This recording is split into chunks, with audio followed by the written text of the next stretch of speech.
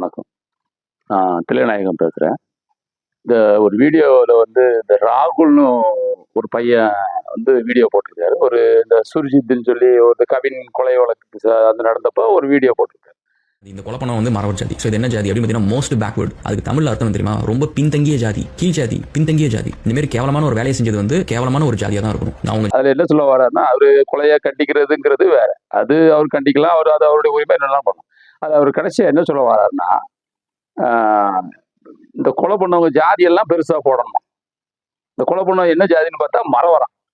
மறவர்னா எம்பிசியா, எம்பிசினா most backward காஸ்டா, ரொம்ப கீழ் ஜாதின்னு அவர் சொல்றாரு.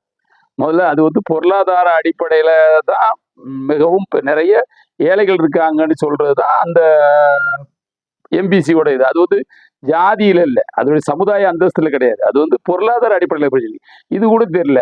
இவன் வந்து அவர் வந்து என்னமோ பெரிய இது மாதிரி கீழ் ஜாதியா, அவன் மறவர்னு போடணுமா. மறவர்னு போட்டாதான் அவங்க வெக்கப்படுவாங்களாம்.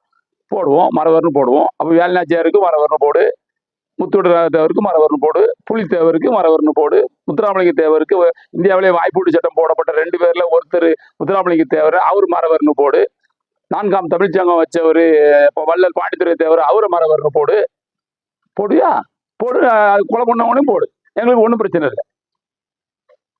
ஒருத்தன் கொலை பண்ணானா அதை அவனுடைய தனிப்பட்ட விஷயம். என்ன அந்த ஜாதிக்காரன் மட்டும்தான் கொலை பண்றானா? எல்லா ஜாதிக்காரனும் கொலை பண்றான். நாட்டுல வந்து ஜாதி வேறு ஒன்று இருக்குது. ஒவ்வொரு ஜாதியில வந்து ஒருத்தன் மேல ஒருத்தன் கீழே இருக்கும்போது கீழ் தட்டுக்காரன் வந்து சம்மந்தம் பண்ண வரும்போது அவனுக்கு கோவம் வந்து இது வந்து சமுதாயத்தில் இருக்க பிரச்சனை. இதுக்கு யாரும் பொறுப்பு கிடையாது. இது வந்து ஒட்டுமொத்தமான பிரச்சனை. அப்ப நம்ம கீழ் ஜாதின்னு சொல்றவனே இன்னும் அதோட கீழ் ஜாதிக்காரனை கொள்றான். ஏன் ஒரே ஜாதியில ஒரே பிரிவுல கூட கொள்றாங்க. அது வந்து ஒரு சொந்த அக்கா மகனை வந்து தன்னுடைய மகளை கட்டி போனா கூட கொலை பண்றான். அதுக்கு போட்டு ஒரு கொலை பண்ணிட்டானா அதை வந்து ஒரு மறவர்லாம் கீழ் ஜாதியா, ஆட மடையா, உனக்கு என்ன சொல்லி திட்டுதுன்னு தெரியல. அப்ப இது உன்னுடைய மண்டல என்னதான் இருக்கு? எவ்வளவு பெரிய முட்டாள்தனமான ஒரு பதிவு. மறவர்னா கீழ் ஜாதியா? இது இப்ப எப்படி மறவர் கீழ் ஜாதி? மொத்தம் ஷெட்யூல்டு காஸ்ட். ஒருத்தர் அன்டச்சபிலிட்டி இருக்கு, தொடக்கூடாதுன்னு ஒருத்தரை பிரிக்காங்க, ஒருத்தரை பார்க்கவே கூடாதுன்னு சொன்னாங்கன்னு சொல்லி ஒரு சொல்றேன். அது எங்க இருக்குன்னு நமக்கு தெரியாது. பார்க்கவே கூட, பார்த்தா தீட்டு, தொட்டா தீட்டு சொல்றான். இதுல 2லயுமே வராத ஒரு சமுதாயம் இந்த மறவர் சமுதாயம். இதை பார்த்து நீ எப்படி ஒண்ணு வந்து இப்போ ஊர் இருக்கு, காலனி இருக்கு, அவ்வளவுதான். அதுக்கு மேல எங்க இருக்கு? இப்போ அக்ரகாரன் சொல்லி அவன் தனியா இருக்கான். அவன் தனியா இருக்கிறது உயர்ந்தவங்கிறதுக்காக இல்லை. அவன் வந்து நான் கரிமீன் திங்க மாட்டேன், நான் இந்த மாதிரி இருப்பேன், அதனால நீங்க என்ன நான் தனியா இருக்குன்னு சொல்றான். அவன் தனியா இருக்கிறான். மற்ற எல்லா சமுதாயமும் ஒரு இடத்துல இருக்கு. இதுல வந்து எப்படி மறவர் வந்து எப்படி கீழ் ஜாதின்னு நீ சொல்ல வர? அதுக்கப்புறம் அப்போ மறவர் கீழ் ஜாதினா எப்படி? அது வந்து இப்போ இந்த மன்னர்கள்லாம் இருக்காங்க. மன்னர்கள் இப்போ ராமநாதபுரத்துல ராஜாலாம் இருக்காங்க. அப்போ அவங்கெல்லாம் கீழ் ஜாதியா? என்ன அடிப்படை அவங்ககிட்ட?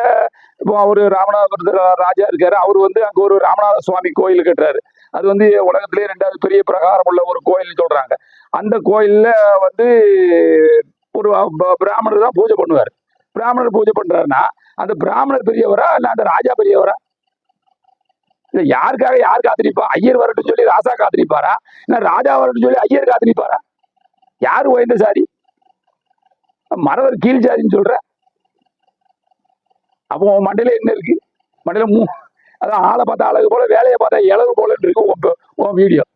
அதுக்கப்புறம் சொல்றேன், நீங்க சாமியை தொட்டா சாமிக்கு தீட்டு. மறவர் ஜாதிக்காரங்க சாமியை தொட்டா சாமிக்கு தீட்டு, புரியுதா? அதாவது நீங்க சாமியை தொட்டுட்டு போனீங்கன்னா நீங்க போனதுக்கு அப்புறம் சாமியை ப்ளீச்சிங் பவுடர் ஊத்து கழுவுவாங்க. அதுக்கப்புறம் சொல்றேன், மறவர் வந்து கோயில்ல உங்க ஊருக்கு பெரிய கோயில்ல நீங்க போய் தொட்டா தீட்டு, அதை கழுவி விட்டுருவாங்க. கழுவி விடத்தான் செய்வான். வேற என்ன செய்வான்? இப்போ நீ வேத போயின்னு ஒரு படம் பார்த்திருப்ப, பாரு, பார்க்கலாம் பாரு. அதுல வந்து ஒரு தேவர் சமுதாயம், பாலு தேவருக்கு சத்யராஜ் நடிச்சிருப்பாரு. பாலு தேவர் பையன் அந்த ஐயர் பொண்ணை லவ் பண்ணுவான். அப்போ இவர் போய் அந்த பொண்ணை கேளுங்கன்னு சொல்லி அவன் பொண்ணை அடிச்சு போய் கேட்பார். கேட்கும்போது கேட்டுட்டு திரும்பி வருவார். அவன் வந்து சோகமா வருவார். அப்போ அந்த பையனும் அந்த பொண்ணை அடிய போய் என்னன்னு கேட்பாங்க. அதுக்கு அவர் சொல்லுவார் ஒரு பதில வந்து, அவர் வந்து என் காலரை பிடிச்சிருந்தா நான் வந்து இது பண்ணிருப்பேன், நான் காலை பிடிச்சிட்டான்டான்னு சொல்லுவான். அப்படி காலை பிடிச்ச மாதிரி அவன் கழிதான் விட முடியும். நான் இப்போ மறவர் சமுதாயத்துக்காரங்க போய் அந்த சிலையை தொட்டோடனே அவன் கழுத்தை வெட்டிடுவானா ஐயரு? அவன் கழுவுதான் விட முடியும். வேற என்ன செய்ய முடியும் அவனால? கழுவி விடுதான். இப்போ முதல்ல ஒண்ணு புரிஞ்சுக்கிட்டோம். ராமணர் உடைய சாமியை, அது வந்து அந்த பெரிய கோயிலுடைய சாமியை ஏன் அப்போ அவன் வந்து நம்ம சொல்லவாட சாமியை கட்டி பிடிப்பாரா பிராமணர்? ஐயர் வந்து அங்க ரத்தம்லாம் அடி கிடா வெட்டி ரத்தத்தெல்லாம் பீச்சு வச்சிருக்கோம். அதை வந்து கட்டி பிடிப்பாரா? அப்ப அவரு குறைஞ்ச சாதியா? என்ன என்ன நியாயமா, என்ன பேச்சு இது? அப்புறம் வந்து முதல்ல ஒரு புரிஞ்சுக்கோ, முதல்ல வந்து இங்க சாமி வந்து 3 வகையான சாமி இருக்கு. கேக்கியா? ஒண்ணு வந்து முதல்ல வந்த பிராமணன் சாமி. பிராமணன் சனாதனம் சொல்றாங்களா, அந்த சாமி. அது வேற சாமி. நாம இங்க கும்பிட்டு இருந்தது வேற சாமி. அதுக்கப்புறம் இஸ்ரேல்ல இருந்து, யூதர்ல இருந்து பிரிவா வந்து கிறிஸ்தவன் மதம் சொல்லி ஒரு மதம் வருது. அப்புறம் அரேபிய மதமும் அல்லாஹ்ன்னு சொல்லிட்டு ஒரு மதம் வருது. இந்த கிறிஸ்தவ மதமும் அல்லாஹ் மதமும் அவங்க ஒரு மதத்தை சொல்லிட்டு அவங்க போயிடுறாங்க. ஆனா இந்த பிராமணிய மதத்துல இப்ப என்ன சொல்ல வரான்னா, அவங்க ஒரு சாமியை சொல்லி அந்த சாமிக்கு நாங்க தான் பூஜை பண்ணணும். இந்த எங்க சாமி எங்களை போலவே மீசை இல்லாம இருப்பாரு, எங்களை போலவே பூணூல் போட்டிருப்பாரு, எங்களை போலவே கரிமீன் திங்க மாட்டாரு. நீங்க கரிமீன் திம்பீங்க, நீங்க மீசை வச்சிருப்பீங்க, நீங்க அது வந்து எங்க சாமிக்கு ஆகாது.